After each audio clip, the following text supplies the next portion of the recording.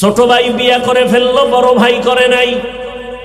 দীর্ঘদিন সংসার করার পরে ছোট ভাই একদিন বড় ভাইরে বলে, ভাইজান কেন বিয়া করো না? আমি মনের মতো মেয়ে পাই না। ছোট ভাই মনে মনে ভাবলো, হয়তো সম্ভ্রান্ত পরিবারের টাকাওয়ালা একজন সুন্দরী মেয়ে দরকার। ছোট ভাই অনেক খুঁজি একটা মেয়ের ব্যবস্থা করে ফেললো সম্ভ্রান্ত পরিবারের।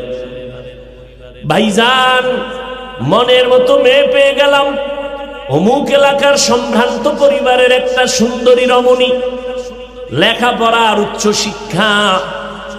বড় ভাই বলে, এমন মেয়ে আমি চাই না। কথা, তুমি কেমন মাইয়া চাও?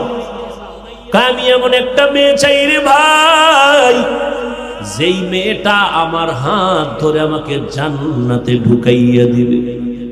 এরে আম্মা জানেরাও খেয়াল করেন, যুবকেরাও খেয়াল করো, সন্তানের বাবা যারা আছেন খেয়াল করেন। ওই বড় ভাই মালিকের কাছে কাঁদে, আল্লাহ একটা ভালো স্ত্রী আমাকে মিলাইয়া দিও।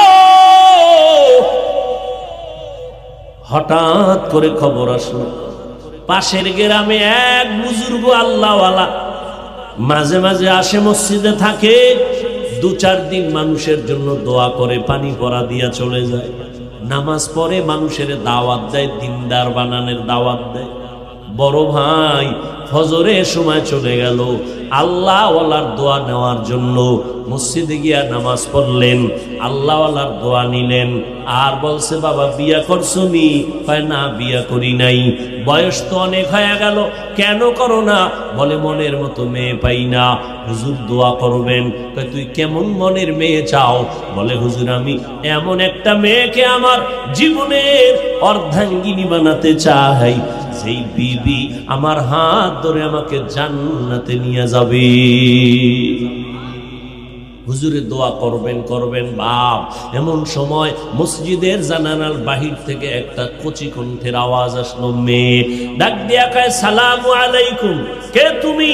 বলে, হুজুর আমার বাড়ি এই এলাকার মধ্যে। হুজুর আমি মেয়ে মানুষ, আসছি আপনার কাছে। এই সকালবেলা কেন আসছো? মেয়েটা ডাক দিয়া কয়, হুজুর আমার আব্বা অসুস্থ, বিছানায়। আপনি তো সবার জন্য দোয়া করেন, সকালবেলা মানুষের ভিড় নাই, আমার আব্বার জন্য একটু দোয়া চাইতে আসছি। আমার আব্বা বড় অসুস্থ, আল্লাহ যেন হায়াত দেয়, না থাকলে ঈমানের সাথে মরণ দান করে। ও মা, তোমার বিবাহ হয়েছে নাকি?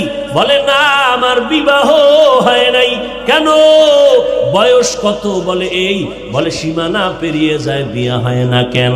মেয়েটা চোখের পানি ছেড়ে ডাক দিয়ে কয়, আমার আব্বা একদিকে গরিব, আর দ্বিতীয় কথা আমি পর্দা রক্ষা করে চলি, আর জীবনে এমন একটা যুবক ছেলেকে আমার স্বামী বানাইতে চাই, যে আমার ডান হাতটা ধইরা আমাকে জান্নাতে ঢুকাইয়া দিবে। যুবক শুইনা খুব খুশি। হুজুর আমার মনের মতো মনে হয় যেন মেয়েটার চিন্তা চেতনা। আপনি যদি দোয়া করেন, মাঝখানে একটু সমাধান করার চেষ্টা করেন, মধ্যস্থতা করে দেন, তাহলে একেই আমি বিয়া করতে পারি, যদি রাজি হয়। বাবা গরিব, বলে গরিব লাগবে না, দিনদার হলেই আমার চলবে। এবার বুজুর্গ আল্লাহওয়ালা মাঝখানে থাইকা এরপরে প্রস্তাব দিয়ে বিয়ার বন্ধন ধরায়া দিল। এই যুবকেরা, পর্দার আড়ালের আম্মা জানেরা, এবার দুজনের বিয়া হয়ে গেল। স্বামীও চাইছে এমন একটা মেয়ে যে জান্নাতে ঢুকায় দিবে, মার স্ত্রীও চাইছে এমন একটা ছেলে যে তারে জান্নাতে নিয়ে যাবে। এইবার দুইজনের এক মনে এবার সংসার শুরু হয়ে গেল। নামাজের সময় হয়, স্বামী স্ত্রী কয় আগে নামাজ পড়ে কাজ, আবার স্ত্রী বলে আগে নামাজ পড়ে কাজ। ফজরের সময় স্ত্রী যদি আগে উঠে স্বামীকে উঠাইয়া দেয়, স্বামী যদি উঠে স্ত্রীকে ঘুম থেকে উঠাইয়া দেয়।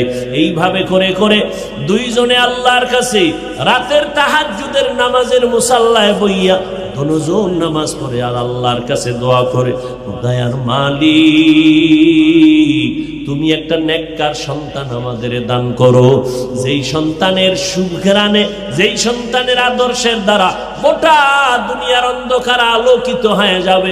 ও আল্লাহ, এমন একটা নেককার সন্তান আমারে দান করো। স্বামী আর স্ত্রী যখন চোখের পানি ছেড়ে দোয়া করে, আমার মাওলা দোয়া ফিরাইয়া দেন।